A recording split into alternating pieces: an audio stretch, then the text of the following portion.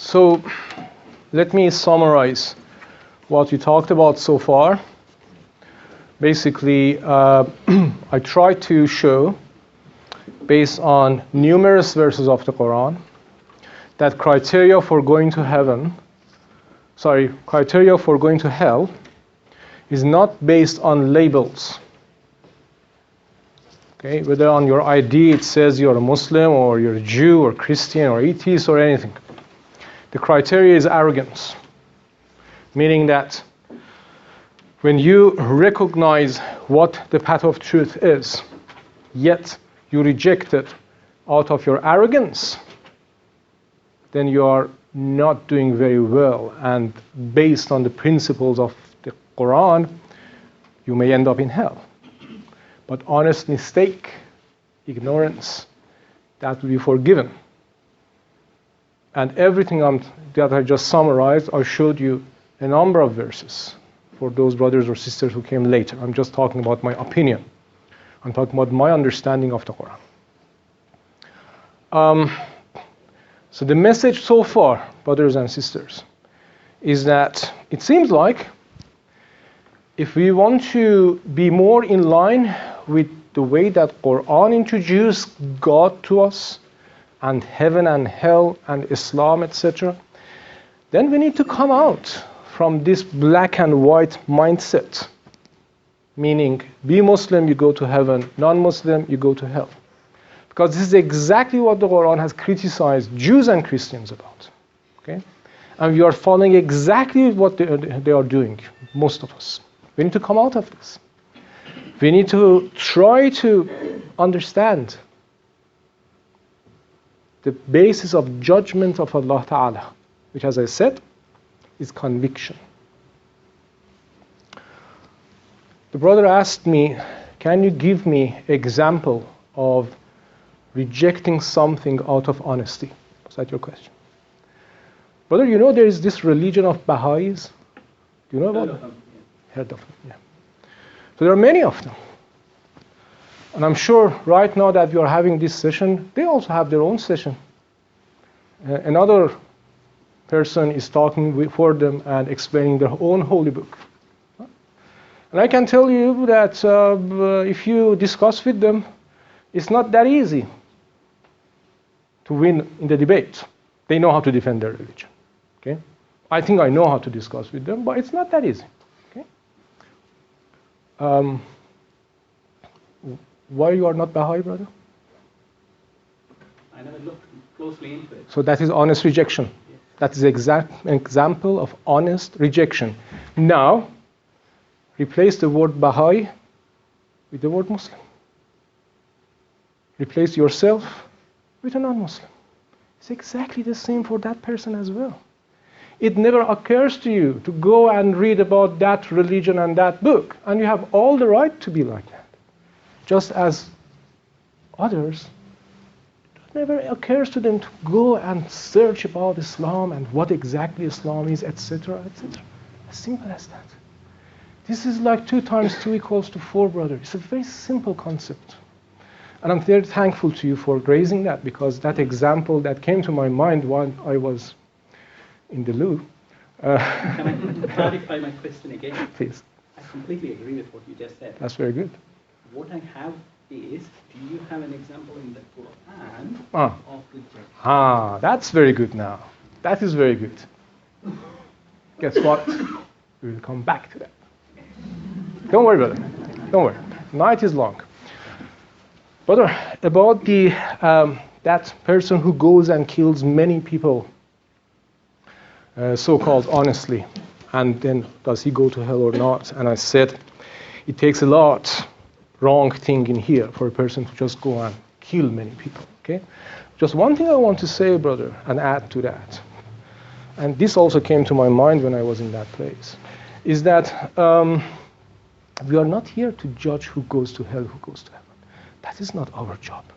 There is a very interesting verse in the Quran. The verse says, in this thing that you Muslims and Christians and Jews and others have disagreement about, okay? Allahu yaqdi baynahum. God will judge about you in the day of judgment. He never even says, well, you Muslims are right, they are wrong. He will judge about it. Okay? Judgment is there.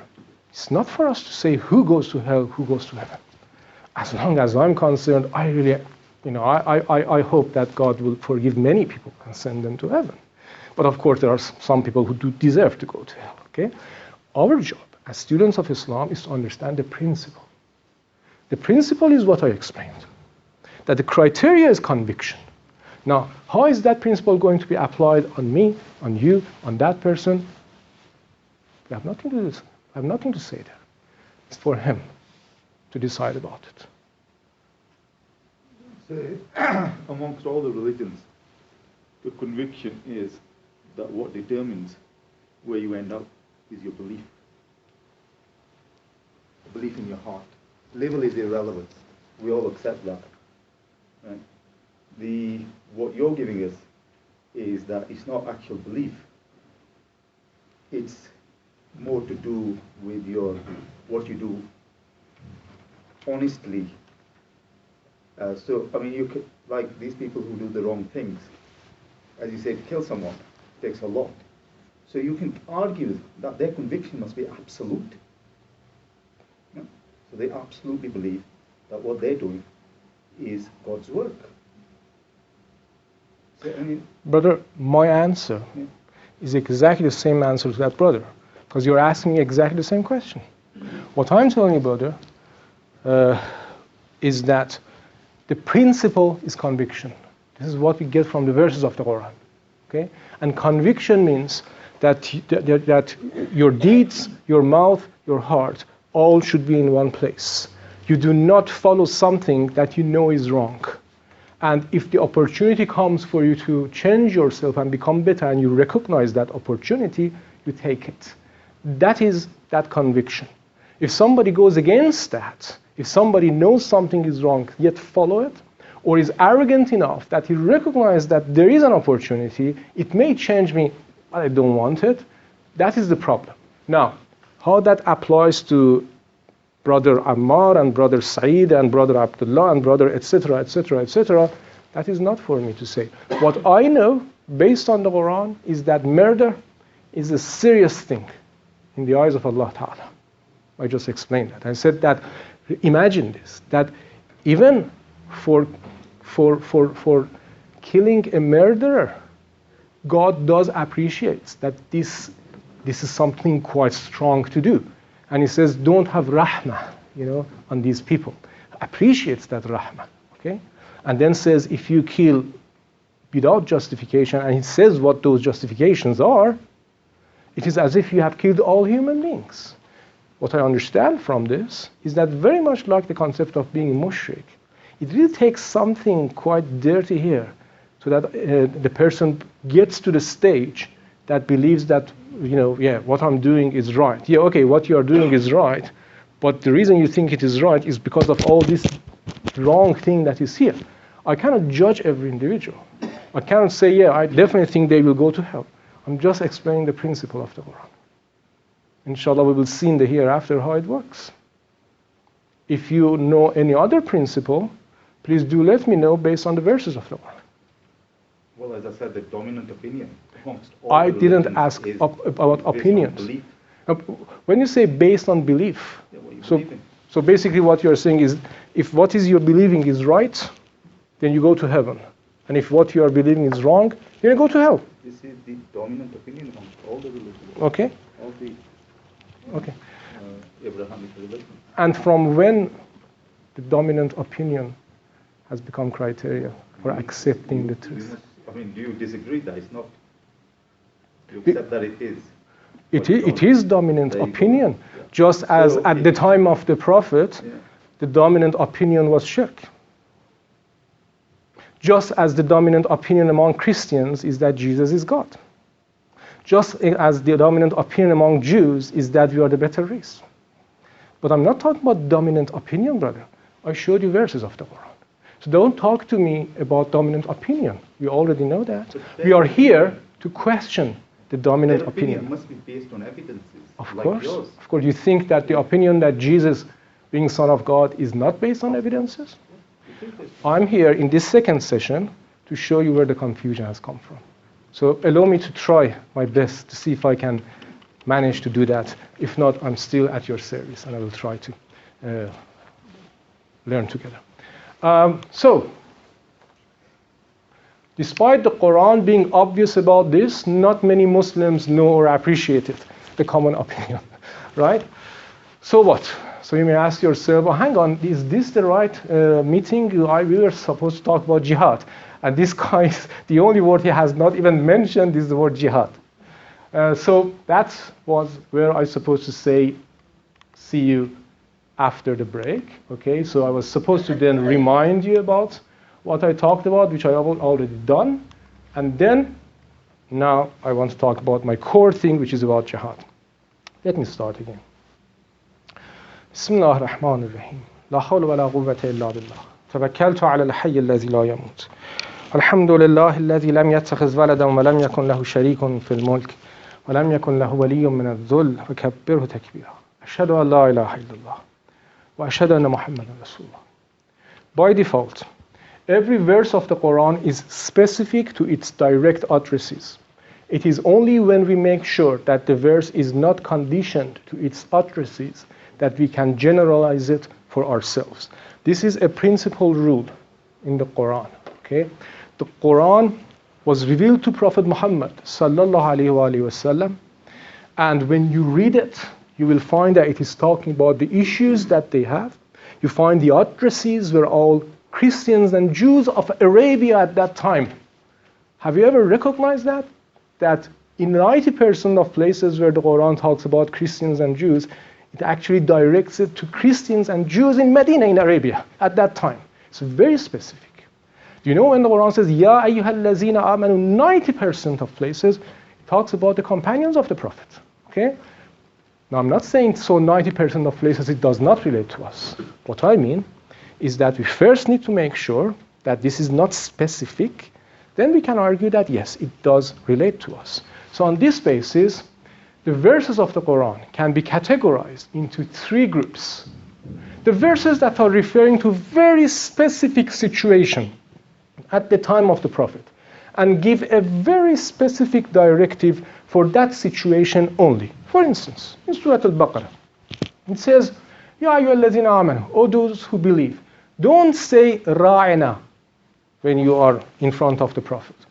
What is the story behind this? The story behind this is that ra'ina means that please bear with us, meaning that this is too much explanation you are giving us. We need to take some time to fully understand that. So ra'ina, give us some time. You're giving us so much information. Ra'ina, Jews would use the same word. They would change it a bit. Something like ra'ana, which then in Hebrew would be a very bad word. So they would use that to make fun when they were in front of the Prophet. And then, did you see I said ra'ana to Prophet? He never realized that. To stop that, God reveals this verse. O believers, don't say ra'ina, so that those Jews would not have any excuse to make fun of the Prophet. Okay? Is this a general verse? Does that mean that we should never use the word ra'ina? No. It was a very specific verse about a specific situation. Yeah? Now compare it with this one. The verses that can easily be seen to be general, like praying, like pay zakah. You read the verse, you find that it's all about relationship between human being and God. That relationship should always be there. So yes, prayer is something that applies every time. Paying zakah, something that applies every time. So yes, these are the general verses of the Quran. Yeah? And then, the verses that are about era of messengers.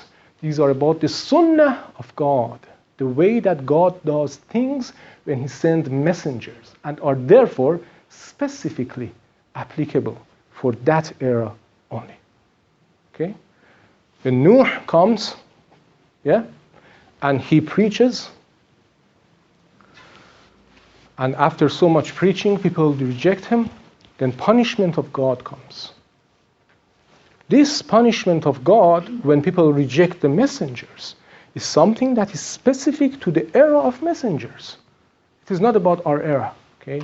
Those people who say tsunami came because people were bad, I'm not sure about that. Okay? Because then the conclusion would be that in many countries that are doing much worse than that, but no tsunami comes, so that's because God is happy with them. That doesn't make sense, okay? These are actually talking about the things that are specific to the era of a messenger of God. So we keep that there, back of your mind. Let's now look at the verses of jihad, and then we try to see which of these verses are here, which are there, and which are here. So then in that way we understand which verse relates to us, which verse does not relate to us. Happy with that? Happy with that plan? Still awake? Yes? Did Brother Mujahid escape? Okay. The above categorization applies to the verses of jihad as well. So now we want to look at these verses. But before that, we need to look at something else. If you remember, please. The third part you said it is specific for an era. Yep. How do you know when an era begins and when an era ends? When the messenger is there and starts his delivering of the message, the era begins.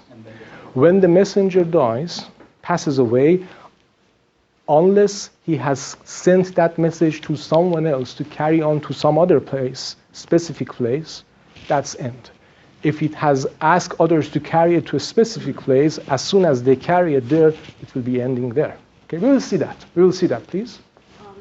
Again, about the third one. Uh-huh. Do you think that there is not a sense for us, so we cannot get any message from those verses? I never said that. I never said that. Even that verse that talk about Ra'ina, we can get exact things. They totally that is not for us. No. When I say it is not for us, I mean that the directive that is in that verse, okay, that does not apply necessarily to us. But the message that is in the verse is of course there. So when he says, don't say Ra'ina, okay, the message that I get from there is that respect of Prophet is very important. So that message is still there for me. When I read about people of Nuh being punished, that itself gives me evidence that there should be day of judgment. So of course the message is there. But that is different from me thinking that so I should not say Ra'ina. Or maybe people who tsunami came to him, they have done the same thing that people of Nuh has done. These are two different things. So getting the message is one thing. Then thinking that that directive applies to me is something different. If you allow me, I will get to my jihad verses and we'll see what is the application of that. If you remember, before part 2, I showed you this slide. I said, what happens when a person becomes too arrogant that there won't be any way back for him? And the answer obviously was, he will start to run out of excuses. Hujjah, which I explained is not, of course, Hujjah is not translation of excuse, but this is associated with that. Hujjah means reasons. So he increases his chances of punishment in the hereafter. Now, there is another side of this story, and that's this part. Unless he has been direct addressee of a messenger of God. Direct addressee. If that is the case, then his punishment starts in this very world. Now we will try to explore why. We'll try to explore why, what is the reason behind it, how it's going to happen. Okay? Why? Number one, because a messenger of God removes all excuses in such a crispy and clear way that amount of excuses of his addressees becomes equal to zero. This is what we call it itmam al-hujjah. Itmam means finishing or completing. Hujjah means a reason, completion of reasoning. Okay? I've given you all the reasons. They are crystal clear. You have absolutely no excuse. This is itmam al-hujjah. Therefore, their destiny will become crystal clear. Okay? You don't need to wait for the day of judgment. It's crystal clear what is happening. Okay? So one reason is this. The other reason, this punishment itself can serve as a tool to help with removing excuses for those who directly or indirectly witness it. Why do you think in the Quran there is so many verses talking with Quraysh, talking with Ahl al-Kitab, reminding them of punishment of people before them? There is one particular verse that says to Quraysh, this tribe of Mushrik Arabs, that the ruined cities of some of those who were punished is actually in your neighborhood. You passes it every time. You are seeing what is happening. What is the reason? This is the reason. God is using past punishment of these nations as further evidence for itmam al-hujjah, finishing of reasoning of a new nation. So that's the reason. Okay? We have this concept of daynun, reward and punishment, that applies at the time of a messenger only. وَلِكُلِّ أُمَّةٍ رَسُولٌ فَإِذَا جَاءَ رَسُولُهُمْ قُضِيَ بَيْنَهُمْ بِالْقِسْطِ وَهُمْ لَا يُظْلَمُونَ. For each community there is a messenger. Then, when their messenger comes, judgment will take place among them with justice, and they are not wronged. And this is not talking about the day of judgment. It is talking about this world. See, in the Quran, in a number of places, it says to Quraysh, as-sa'a is close to you. As-sa'a means the time. The time is close to you. Now, traditionally, people normally explain that sa'a, the time, saying that that means day of judgment. Okay? The thing is, some of these verses, when you read, it talks in a way that you understand that it's not really about day of judgment. It's about something that is very close and it is about to come. And it may not come if they change their ways. The reason is that in some places, this as-sa'a is not about punishment in the hereafter. It is about punishment in this world. That is the sunnah of Allah Ta'ala, sunnah of God, when He sends messengers. When a messenger of God is in a land, it is like God Himself is explicitly present there. And a miniature day of judgment takes place. Think about people of Noah. Think about people of Lut. Think about people of Musa. Think about people of Muhammad. Sallallahu alayhi ajma'in. It's as if day of judgment is happening in front of them. Those who rejected the Prophet are being punished. Those who followed the Prophet honestly are gaining benefits. Worldly benefits. Good, reasonable, worldly benefits. Okay? So here comes then the meaning of kafir in the Quran. Kafir, the word that we generously apply to anyone but us, literally means the one who covers. So if I cover this with a cloth, I can say kafarha. Yeah? Covers what? The truth. Kafir, in the terminology of the Quran, is one who is rejecting the truth out of arrogance. Okay? Either knowing its truth but denying it due to arrogance, or refusing to even hearing it and thinking about it due to arrogance. Both of them will become kafir. Okay?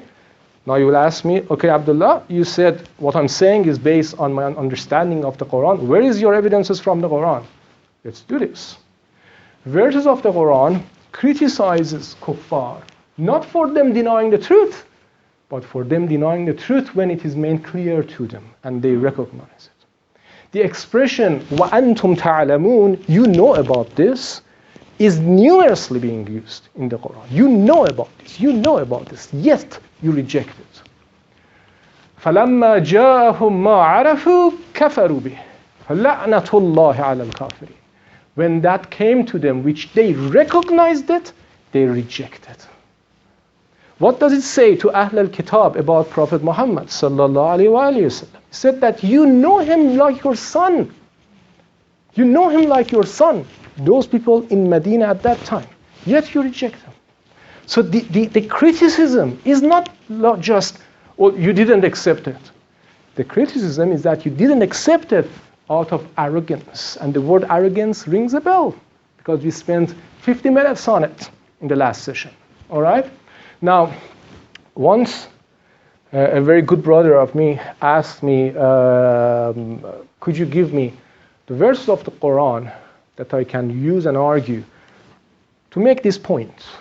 Kufr and kafar and etc. It's not about just not accepting. It's about not accepting out of arrogance. So I said, okay, I will do that. So I started opening the Quran. And despite the fact that I knew there are many verses there, I thought I can actually collect all of them. I couldn't, because the Quran is full of those verses. Some of them are these. If you want to take note, you can. Of course, this video will be uploaded in UIUK later. But just some of them. That's why I put those dots there. Because there are so many. I mean, it is so obvious. You shouldn't and you cannot miss it. The fact that all the criticism is because these people knew the truth, yet they decided to reject it.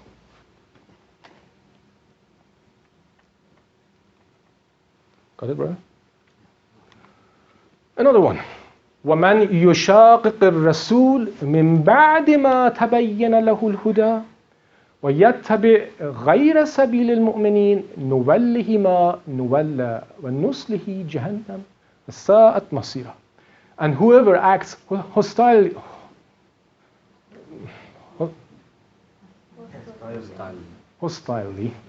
to the messenger after that guidance has become manifested to him, and follows other than the way of the believers, we will tear him, etc., etc. See the condition. Even for enmity with Prophet, there's a condition there. There is a condition after that guidance has become manifest to them. So, the term kafir is one that only applies when itmamul hujjah, finishing of reasoning, has been done for a non-believer, which takes place at the time of a messenger. Punishment of kafir can come in two ways. When we read the Quran, okay, I can tell you, if you ask me, is there any verse in the Quran that says this two ways? I say no, honestly, there's no verse, yeah?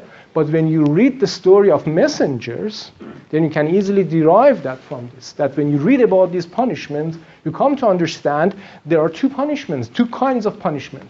Either by natural calamities, like people of Nuh, Lut, Saleh, etc., or by immediate believers of the messenger, like people of Musa and people of Muhammad sallallahu alaihi wasallam. It depends whether the messenger has enough believers or not. So if the messenger has been enough believers, it seems like, I cannot talk, of course, what God thinks, but it seems like God will use that opportunity to test the believers as well. So those believers will join the messenger to do this punishment. If the number of believers are not that many, it's really reasonable to ask them to go and punish them, then it comes in natural calamities. Killing blasphemous person or apostate at the time of the Prophet was also due to this. Read this verse. Please pay attention to it. Please look at the red lines. قَاتَلُوهُمْ يُعَذِّبُهُمُ اللَّهُ بِأَيْدِكُمْ. Fight them. God will punish them by your hands. It doesn't say fight them so that you punish them. It doesn't say fight them because you want to force them to Islam. The reason is this: God is punishing them. The same punishment that came to people of Nuh, people of Lut, people of Saleh. But here there are enough believers, alhamdulillah. So that punishment will come in the hand of those believers. But it is still God's punishment, and the punishment that will continue in the hereafter for these people. That's for kuffar. So, those direct utterances of a messenger of God who deny the truth have a fundamental difference with others who deny the truth. Direct utterances deny the truth out of arrogance. This is why they are called kafir. And let me pause here and explain this point as well. Even then, it is not like as soon as the messenger is there, whoever rejects him, he is doing it out of arrogance. The messenger spends time with people. How many years did Nuh spend time with his ummah? How many years did Prophet Muhammad spend time before that last verse of so-called sword, as people say, that instruct Prophet that offensively now go and attack those people who do not believe? How many years did he spend? 20, 21 years. Others And that is the ones who are not direct addressees of messengers. Deny the truth for many reasons. This is why they cannot be called kafir. Please pay attention to this, brothers. We make ourselves responsible if we apply a word of the Quran in a wrong way. I have tried to illustrate this for you with this graph that you are seeing here. Look at this, please. I've made the time into two sections. All people except the direct addressees of a messenger of God. For them, the situation is like this. There is no black and white. There is a range. Believers are here. Kuffar are there. And then, a vast majority are just non-believers. As simple as that. Who is this man? He is a non-Muslim. As simple as that. You don't say he's kafir. You do not confuse this place with that place. Now compare this with the time of a messenger for his direct addressees. It's black and white. It's separation. Believers and kuffar. The chapters of the Quran, when they were revealed,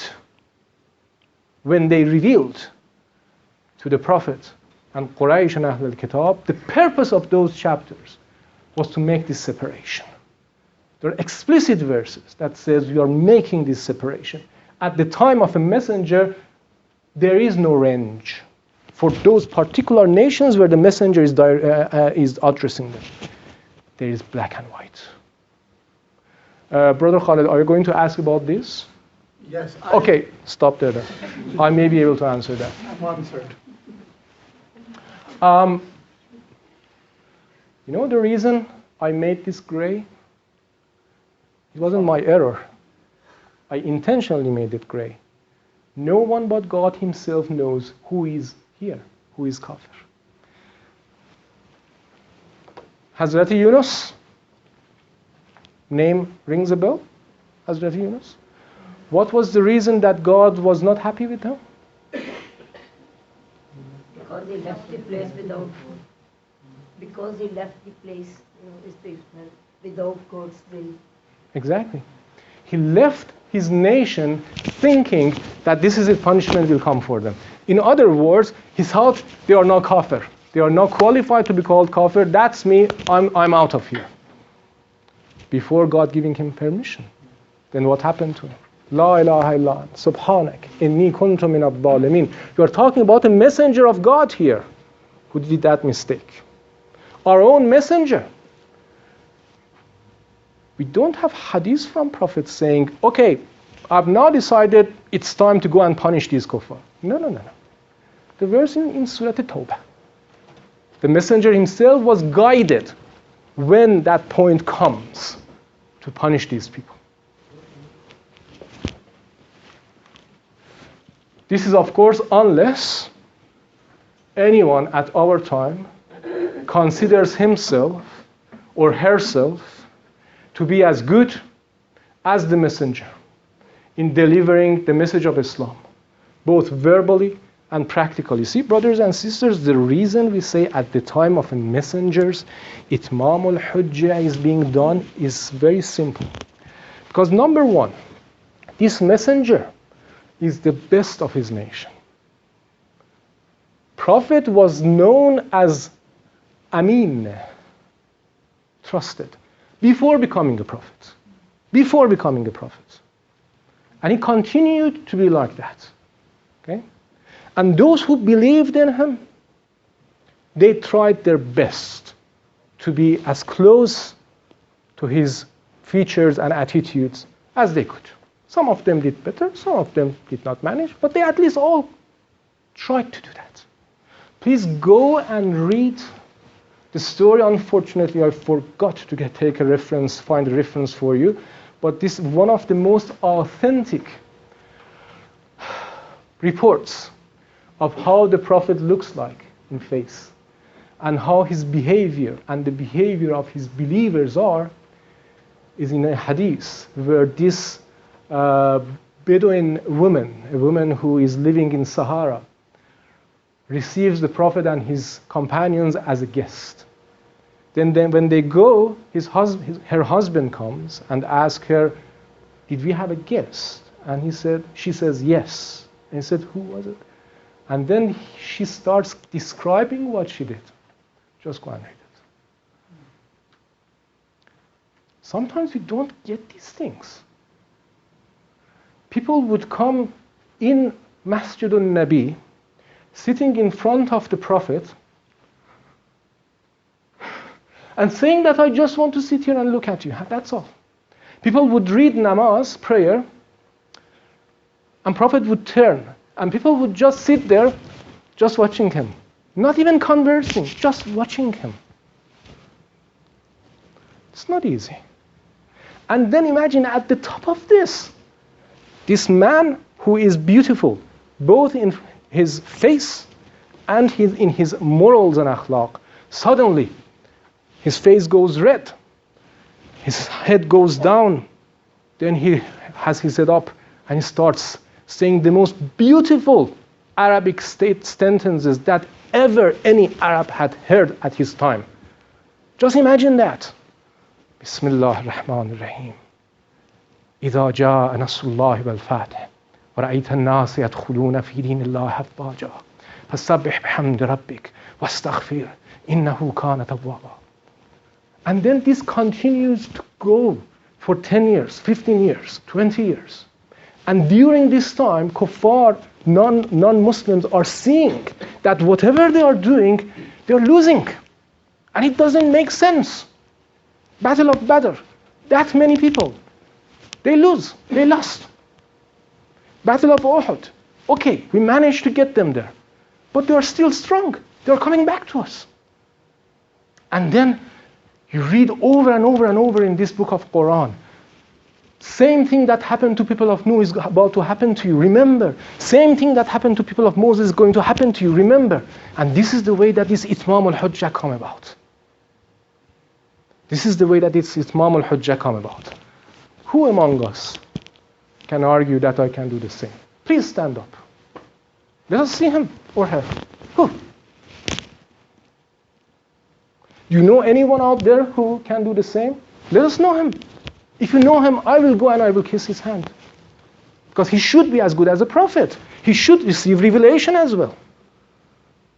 Because the prophet, with all this beauty and excellence, he never knew when he should strike that punishment. God told him. There seems to be people at our time that, mashallah, know much more than prophet. They know when to go and kill people. They know who kuffar are. They kill them in masses. MashaAllah. They seem to be very confident. Do we think that Islam at our time is clear for all and is as attractive as it was at the time of the Prophet? Do you really think that? Really? Really? Do you really think that? Do you recognize these pictures? This is that bus that was blown away. This is that guy who started giving lecture why he beheaded a soldier in the streets. This is, mashallah, mashallah, a very good hijabi sisters. God bless Hitler. Is that very attractive? Are we inviting people to Islam? Is this Islam? Do you recognize these names? MashaAllah, MashaAllah. The names are very familiar because they are all Muslim names. Two of them are the name of our Prophet, MashaAllah. Muhammad Sajid, Muhammad Amin, MashaAllah. Do you know them? Names of the Rothschild sex trafficking gang. Do you find a George there? Do you find a David there? I'm not saying that it is all Muslims. I'm not saying that. Don't get me wrong. Don't get me wrong. What I'm saying is that we should understand if a person at our time do not find Islam that much attractive. The combined annual GDP of 57 million countries remains under $2 trillion. Japan contributes $3.5 trillion. GDP, gross domestic production. Those of you know economics know about this. Look at this map. This shows the GDP, the production, the working value of different countries. the more blue, the darker blue it is, the higher is GDP. The lighter the blue is, the lower. Okay. Now, one way is to say, oh, that is all lie. Okay, you may choose to do that, but this is actually quite based on statistics. Look at the places that are dark. How many Muslim countries do you see there? Look at places that are not dark. How many non-Muslim countries do you see there? So, brothers, this is not that attractive. When you read the history of Ibn Khaldun, do you know Ibn Khaldun? Yeah? Ibn Khaldun was the first philosopher of history in the world of human being, and he was Muslim. He has a chapter in his book. The title of the chapter is this: why people are migrating from west to go to east for education. The situation was like this at some point.